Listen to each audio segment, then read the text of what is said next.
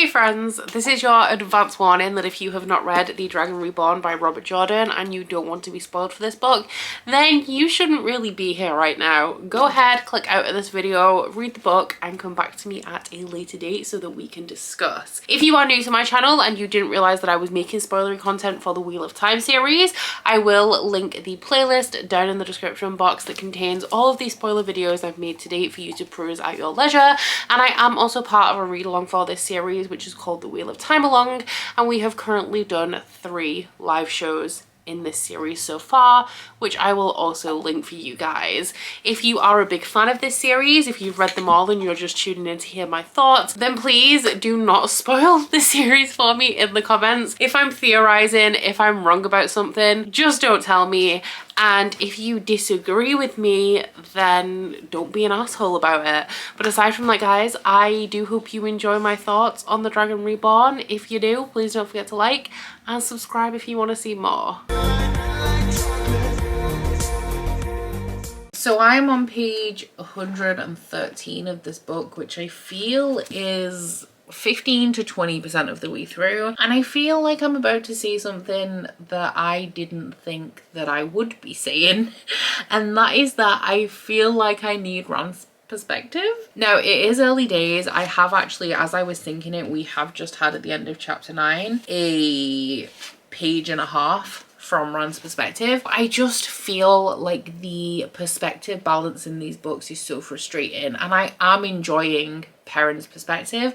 It took me a couple of chapters, maybe the first 40-50 pages to settle into it, but now that we're getting into it, now that the wolves have been brought up again, I am enjoying it as I thought it would, because Perrin, I feel, still remains the most interesting character to me, aside from potentially Lan, because I'm really interested about that like backstory that he has, and also the tortured like romance thing with Nynaeve. While I'm enjoying Perrin's perspective and I'm so glad that we have more of it and less of Rand, I feel like the perspective balance in this is wild because it's not a balance and I just want it to be. Like, we have so many characters in here. Why do we have a book that's almost entirely from Rand's perspective and then a book, as far as I'm aware anyway, or as far as I've heard, a book that almost doesn't have Rand's perspective at all? Like, these characters are in different places.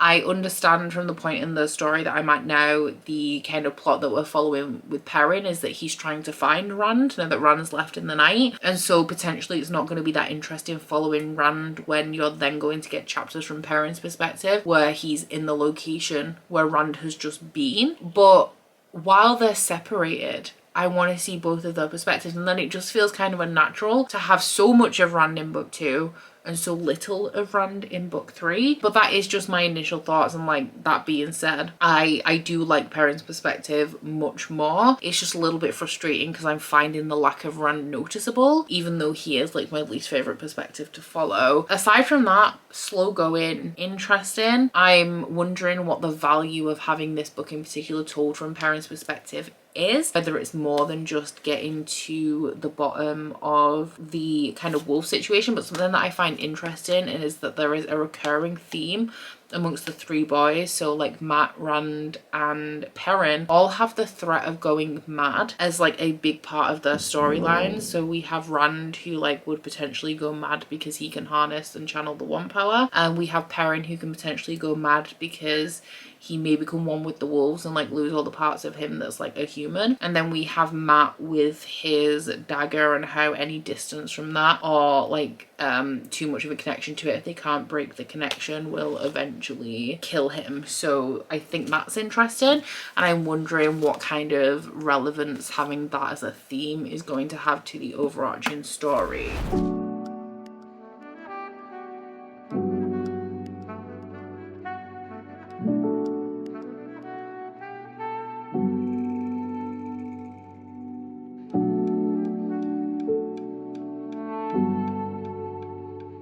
I'm now on page 192 and still frustrated with the balance of perspectives, although like I suspected, we have changed perspective now to the girls. So like Egwene and Nynaeve. Has it all been from Egwene's perspective? It feels like a dual perspective almost, with the way that I feel like Egwene kind of conveys Nynaeve's emotions based on her behavior. And let me tell you, if Nynaeve pulls on that braid one more time, I'm gonna slice it off. Let it go. I know that it's like a tell to like show that she's aggravated when it doesn't seem that she's aggravated, like when she's putting on a front. It's like Egwene noticing that no, actually there is something up with her. She's not as calm as she seems because she's tugging on it. But damn, now that I've noticed it, I can't unsee it. I have also realized, I feel, that I don't like Nynaeve, and this is something that I feel has been pretty steady from the beginning. But I gave all of the girls the benefit of the doubt because they weren't very present in the first book at all. At least in terms of like their character progression, I felt like they were very much an accessory to the male perspectives in the first book, whereas they started to embark on their own journey in the second one, and we are now getting like a little bit more of that in book 3. But I still don't like Nynaeve. I feel like a lot of the people from the Two Rivers do have this trait, which is getting a little bit samey in the way that they're all very stubborn, they're all very self-righteous. But Nynaeve, I feel like, is the worst in that regard, and Rand is pretty high up there as well, I would say, which probably explains why I'm not the biggest fan of him. But it's just the way that she feels like she knows so much more than everybody else about everything, and she's come from this very small village where, yes, she has life experience, but not in comparison to the wilder world when she's grown up in this small village, this small community, and is very ignorant to the outside world, and she's very much stuck in her ways, unwilling to really learn and grow from other people, and is very resistant to everything. Like, her way is the best way, and even when she's at Tar Valon, she wants that knowledge, but begrudgingly, because I feel like there's a part of her that still thinks that she's better than everyone else, and that this isn't actually her way is still better, even though she needs the help of the Aes Sedai. Where I'm up to, it's where Matt has just potentially been healed. The beginning of the next chapter, chapter 19, is where he's waking up. But something that was very suspicious is that he's speaking in a different language. It's like an old tongue that he's speaking in while they're performing this ritual to separate him from the dagger. And he sees a sentence, and the sentence has Aes Sedai in, and Egwene asked the Amelin Seat like what he said, and she said that he was like reciting words from an old battle, and it's like he was in the past and the present at the same time. And when Egwene says like, oh, I heard him say Aes Sedai, so the Aes Sedai were allies to Manatharan back when this old war was fought, and the Amelin Seat's like, oh yeah, like the Aes Sedai were allies, but like that doesn't account for the individual man who may not have liked Aes Sedai overall, even though they were allies. And I'm like, something seems a little bit suspicious about that. I feel like there's a little bit more going on there, especially because I feel like the politics amongst the Aes Sedai are a little bit more complex than they seem, because the more we learn about them, I feel like the more we learn about the internal struggle of the Aja, and how there are some Aja, like I feel like the Red Aja is one especially, that is very much at odds with the Amelin Seat, and they have a very different outlook to like the Blue Aja, which the Amelin Seat is from. So that's kind of where her core values lie, even though she now represents the Aja as a whole. Just actually, speaking of the Amelin Seat, I just remembered something that's like the reason that triggered me talking about my dislike of Nynaeve in this, is that the Amelin Seat called the girls in and Elaine left, and fair enough, okay, that the information the Amelin Seat gave them that they passed straight on to Elaine, that's kind of expected. But it's the way the Amelin Seat was like, you guys are gonna go undercover and you're gonna find the Black Aja for me, and the way you're gonna do this is by looking like you're accepting this punishment. You are gonna be punished, but that's gonna make it even less likely that you're my agent looking for Black Aja. And the first thing that Nynaeve does when she encounters somebody, is it Eleda? Is that her name? Yeah, Eleda, who was the Queen Morghase's Aes Sedai. Nynaeve approaches her and she's like, how about them Black Aja, eh? Even though nobody knows, like the Amelin Seat was like, even the novices don't know. Like nobody knows about the Black Aja. We're keeping this on the down low. And Nynaeve's like, yeah, what about those Black Aja? What do you think about them? I'm like, could you be any more suspicious?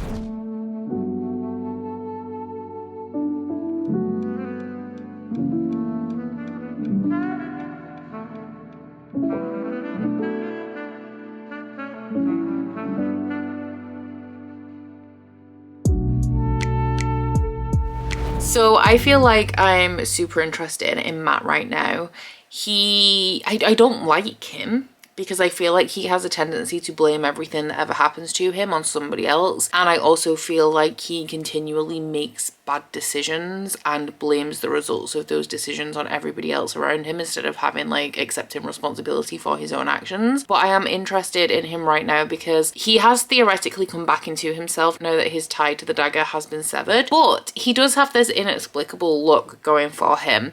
And there's also a couple of other things that make me believe that he has something to do with the Seanchan, which means that he potentially has something to do with Arthur Hawkwing's armies, or like something to do with Arthur Hawkwing from back in the day when that whole thing went on. Because if I remember correctly, and I admit I have not gone back and double checked my information, the Seanchan were the first of Arthur Hawkwing's armies that were sent overseas to, like, I guess establish a kingdom, and they've returned now to reclaim the land, I think was their plan, which was what they were kind of destined to do, what they were sent away to do. So the rest of the armies fell, but those ones remained and have like created their own, I guess, kind of culture and country wherever it is that they've sailed from. I can't remember what tie Arthur Hawkwing has to Manetheren, but when Matt was coming round, when they were severing his tie to the dagger, he started saying things in the old tongue, and the Amelin Sea lied to either like Egwene or Nynaeve, or I'm assuming that she lied about what he said. But because he was saying something about Aes Sedai, and also Egwene had a dream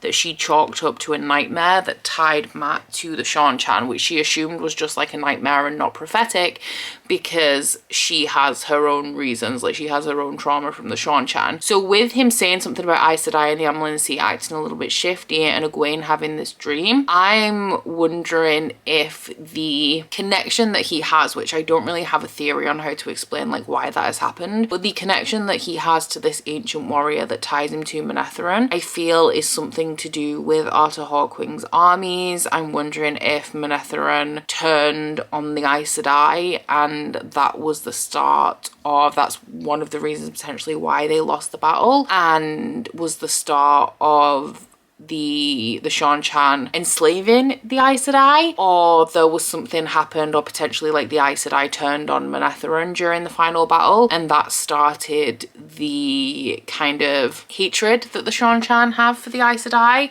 Is it a hatred? I would assume that you would have to hate a people to enslave them and turn them into weapons, but I don't know whether it's more of just an opportunistic, like these people could be useful if we could harness their power. But I do definitely feel like there is some sort of tie between him and the Seanchan, and then the way the Amelin Sea was acting shifty makes me believe that there's more to what happened in that battle between the people of Manetheren and the Aes Sedai than meets the eye. So I'm interested to see how that develops. I'm not sure what the relevance is. I'm wondering if it's sort of like a reincarnation or a connection to a important historical figure. Do you know how we have Rand as like the reincarnation of the Dragon Reborn? I was potentially wondering, because we have so much lore, so much history, so much legend that's constantly like repeated and brought up in this world, I was wondering whether each of the Targaryen, so like Nynaeve, Egwene, Perrin, Matt and Rand, are each kind of an embodiment of a significant figure of the ages, and that they're going to come together, and that's like the kind of thing. That's a typical fantasy thing, you know, where we dig into the history of the world and it kind of repeats itself, and also in this final iteration resolves itself. I'm also interested in Else, which is unrelated, but it gave me slight horror vibes, you know, how they all saw her, and I think it was Egwene ran after her, and then it turned out that it was Selene and that Else had disappeared, but Else had said that she had a message from the Amelin Sea, but the Amelin said that she didn't, but they all remember seeing her. I'm wondering if Else has just been turned into like Black Aja, or recruited by the Black Aja, or whether it's something a little bit more sinister than that. But I didn't suspect that Else was like an apparition, which is also, I feel, potentially an option. So I'm interested to see how that resolves. I don't really have any theories about that right now, but it has like Else as a character that is very much in the, not even in the margins of the text. She's barely a footnote in the text, but she is recurring. If you've ever watched Buffy the Vampire Slayer, she's like Jonathan. Like, she turns up once every 5 episodes consistently for multiple seasons, seemingly having no relevance that I'm assuming she is gonna have at some point. So yeah, that's where I'm at. I'm 340 pages into it. I do think that this is my most enjoyable reading experience of any of the books so far, but I'm kind of scared scared of how the end will resolve, because I feel like in both of the books that I've read so far, there's definitely a pivot towards the end that has set the book on more of a trajectory that I'm not as invested in as the beginning or the middle. So fingers crossed that's not the case with this one. I'm reaching the end stretch in this book now. I'm on page 566, which means that I have around 60 pages left, I feel. And this book has fixed a lot of the problems that I had with book 2. So 2 of my main criticisms were that the characters were kind of just letting the plot happen to them. They weren't being very proactive about anything. And the conflict came out of, or the pacing wasn't really leading up to the conflict. It was like very slow, and then it felt like we had a pivot right at the end so that the book included a conflict. So in this book, every perspective that we have has a purpose. I'm assuming that Rand also has a purpose. We haven't heard much from him, and to be fair, I feel like I am enjoying this book a lot more because of that. Like, the lack of Rand is actually making this book more enjoyable for me, which, I mean, we kind of assumed that that would be the case at this point, but Perrin is obviously trying to find Rand. Matt overheard the Queen's advisor and is going to save Egwene, and Egwene, Nynaeve and Elaine are trying to stop the Black Arja. So everybody has a purpose. They're actually proactive about the plot. They have a goal and they are making steps to achieve it, which is something that was very much lacking in the first 2 books for me. We also have a very natural build to the conclusion. The conclusion is that they're all in tier with the Black Arja, which makes sense based on the rest of the book so far. In book 2, I very much felt book 1, the end was a mess in my opinion. But in book 2, I once again felt like we had the conflict kind of came out of nowhere with very little build up and preamble, especially considering it really centered around Elaine, Nynaeve and Egwene, and we hadn't really had their perspective very much throughout the rest of the book today. They kind of just really popped up at the end to be the center of a conflict without any kind of like prelude to it. It just didn't feel right. Whereas this one, it makes a lot more sense because the conflict that we're approaching is something that we've been building up to for the entire book. So I'm definitely enjoying this one so much more. I like the fact that all of the, what are they called? The Forsaken. I like that the Forsaken are breaking free one by one, and as we're moving through the world, we're kind of discovering the influence of more of them. I am also very interested in the dreams because I was wondering throughout this, or noticing throughout this, that everybody now seems to be having prophetic dreams, and I'm wondering if that is something that they all possess because they're Targaryen. They all have the ability to kind of access the dream realm that Egwene has access to, or like the dreams are actually glimpses of the future because of their significance to the pattern. Or I'm wondering if it's Lanfear's influence because she's free. I can't really remember. I feel like Matt, Rand and Perrin definitely had the same dreams that were influenced by the Dark One in the earlier books, but I'm not sure if they were all having prophetic dreams. But Lanfear did mention in the one scene where she's in conversation with the Dark One that the realm of dreams, like dreams are her realm, and after being trapped for so long she's eager to get back into them. There are characters who've seen Lanfear in dreams as well, so I'm wondering whether the dreams are prophetic because the characters hold the power, or whether it's because Lanfear is meddling with all their dreams and kind of pulling them into the dream realm even though they typically wouldn't have that ability. Matt at this point I'm pretty sure is tied to Arthur Hawkwing. I'm wondering if Arthur Hawkwing had any kind of like particular lucky streak, and that's why Matt's luck is so prominent, like why he's constantly winning everything that he puts his hand to. But I'm guessing that the blowing of the horn tied him to Arthur Hawkwing because the armies that rise when you blow the horn, I'm pretty sure are Hawkwing's armies. And I believe that somebody, I can't remember who it was, maybe one of the Aes Sedai said that Matt's tie to the horn would die with him. So until Matt dies, nobody else can blow the horn to raise the armies. So I'm wondering whether that is because if you blow the horn, you get some kind of connection to Arthur Hawkwing, which is why Matt was talking about this connection to Manetheren, why he's potentially suddenly lucky, if that is something to do with Hawkwing. I definitely feel like that is the case, so I'm interested to see how that manifests. And I have to say that while what I said about Matt earlier, still true. I still believe that. I still think that he blames all of his problems on everyone else and he can't take accountability for his own actions. But the more I read from his perspective, the more I'm liking him. That is not true of Nynaeve. Still not a Nynaeve fan, but Matt is definitely growing on me. So I have finished the book. Felt like a long time coming, but I did really enjoy this one. I gave it 4 stars overall. In hindsight, I have adjusted my rating for book 2 to a 3 because the more I think about that book, kind of like the less I liked it, because I expected it to progress more than it did, and also like it had a lot of faults that this book has ironed out. And I feel like Robert Jordan is potentially hitting his stride as we've gotten to this book in the series. The lead up, like the pacing throughout the book and the lead up to the conflict at the end of this book felt much more organic than it has in previous installments. I feel we are getting some decent character progression in terms of the paths that they're on. Like the girls, for example, are increasing in like magical prowess and growing more powerful. Perrin is starting to explore his particular ability a little bit further.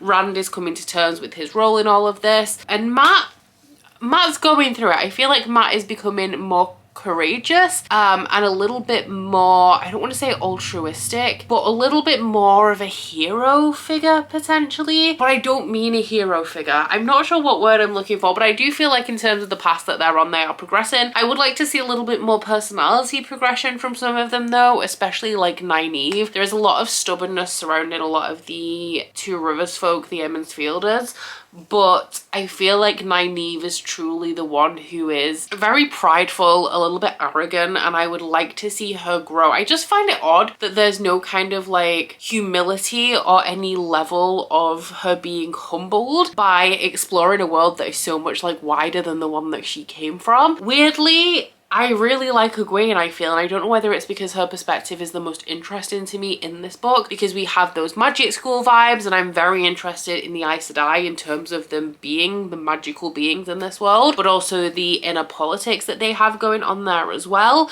Matt definitely grew on me in terms of personality throughout this one. I was a little bit disappointed in Perrin's perspective, just because I was very interested in him at the beginning of the series, so I feel like I expected more from his perspective, and I feel like his perspective was lacking for me because his purpose was to follow Rand throughout this book.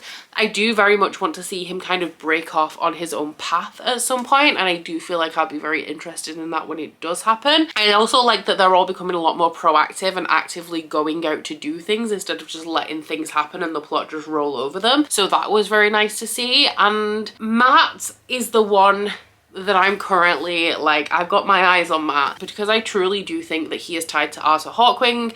I've been thinking about it a little bit more, and once again I haven't actually been back to the previous books to check my references, but I remember discussing in one of the live shows that we did for the read along about how Arthur Hawkwing, everyone says like he's such a great guy, he was such a great king, which confused me, like how he could lead the Seanchan if he was such a great guy. How could he lead an army that has now enslaved a people? And somebody in the live show said like he's not necessarily a great guy, he was just a good king in terms of being successful. And as this book progressed and as Matt's luck turned from being good at gambling to being good at everything, like he was looking for people, and as soon as he introduced an element of chance to it, like he was finding the people he was looking for, he was succeeding at everything he was doing, providing there was that element of chance. So to further kind of back up my theory that Matt is directly tied to Arthur Hawkwing, I'm wondering if the reason why Arthur Hawkwing was so successful is because he had this inexplicable luck that Matt now possesses. Obviously it would have been kept on the down low because nobody would want to know that the only reason the king's a great king is because he has this magic luck. It's not actually him. But I do feel like it's something, it's definitely I guess a strong theory based on the evidence that I've seen so far about Matt's character, and I feel like that would be interesting to explore, and I would be interested in exploring Arthur Hawkwing a little bit more, because we do have this other side of him where I feel now, based on what we've seen in this book, that Arthur Hawkwing also maybe potentially directly influenced the Seanchan to enslaving the Aes Sedai, which very much goes against the general consensus that people think that he was a really good king, and also ties into the potential betrayal of the Aes Sedai at Manetheren. Now obviously, having not read any further in this series, maybe I'm completely wrong, but that is kind of like the lead theory that I've gone with at the minute, and I'm actually really excited that I'm getting to a point where I'm not only theorizing but also theorizing with evidence to support my theories, because going into this is kind of like what I expected the most from this series based on what people had said. So I'm glad that we're finally getting to a point where I am kind of like having thoughts and stringing things together. I'm very excited to pick up the next book in this series because I've heard that it's the best, which is a little bit daunting, especially knowing that there's like 10 books, like more than 10 books on the other side of that one. But I'm also really intrigued to like reach more of a high point in this series. I hope it isn't the best with having 10 books to read after it, but I'm excited to see like what, because a few people do think that book 4 is the best, although people do have different opinions on like their favorite books in the series. Because I know that quite a few people do think that book 4 is the best, I'm interested to see what people judge as the best that Robert Jordan has to offer. A little bit intimidated by the next one as well, because it's where the books start to get truly huge, and I think we're looking at almost 1,000 pages. It's just under 1,000 when you take the glossary and things like that out of it, I think. But if you include all of that, like the actual physical book itself is 1,000 pages, and we change from like normal paper to Bible thin paper with the next paperback as well. That was my book diary. That was my spoilery thoughts on the Dragon Reborn. I am enjoying the series a little bit more, and I actually finished it about a week ago, and having reviewed the footage for this and also sat with my thoughts for a week, I'm not necessarily eager to get back into the series because it is a slow one and it does take like some dedication, but I'm thinking and reflecting on the series and the world a little bit more positively than I have with the past 2 books that we've read. So down in the comments, let's get a bit of a discussion going. Please keep it respectful, and also please no spoilers. But aside from that, guys, please don't forget to like this vlog if you liked it, and subscribe if you wanna, and I will be seeing you guys in August, I think, with the next installment in this series. Bye! Oh, you bite your friend like chocolate. You say you'll go where nobody knows, with guns hidden under our petticoats. We're never gonna quit it, no, we're never gonna quit it, no.